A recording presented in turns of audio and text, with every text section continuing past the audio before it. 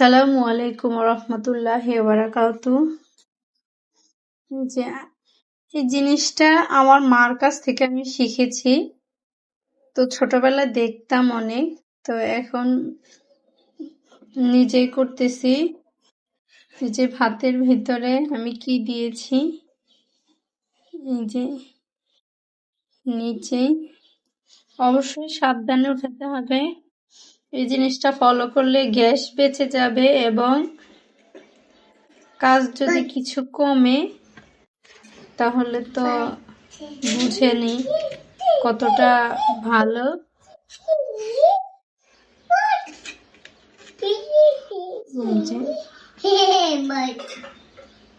যেটা কি বের হচ্ছে, আলু। আমি গ্যাসের খরচ থেকে বাঁচার জন্য এই যে আলু কিনেছি, এই আলু দিয়েছি ভাতের সাথে। এই যে দেখেন কত সুন্দর সিদ্ধ হয়ে গিয়েছে। এই যে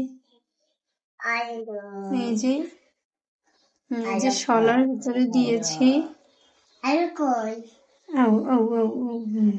এই যে শলা চলে এসেছে, ওইটা আসেনি।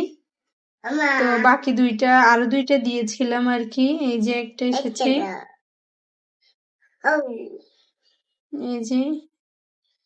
এই যে আমি আমার মেয়ের জন্য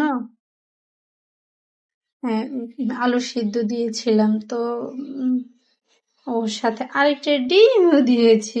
মাশাআল্লাহ। এবার বলে যাবেন সবাই আমার বুদ্ধিটা কেমন, যদিও আমার মায়ের কাছ থেকে শেখা। এই যে ডিমও পুরো সিদ্ধ হয়ে গিয়েছে, আলুও, এই যে ডিমও।